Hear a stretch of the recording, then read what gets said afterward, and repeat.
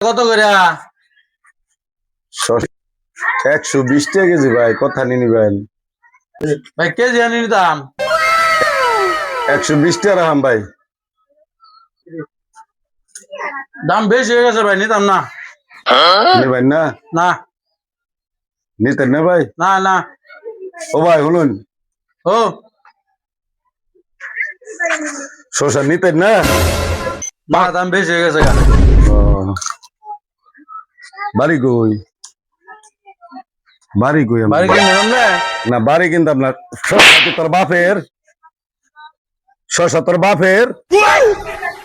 শসাটা তো বক্কর করে মুখ হাইলাই দিলি, মানে 120 টাকা হইনা দৌড় পারো। তোর বাপের গাড়িতে আনছি শসা,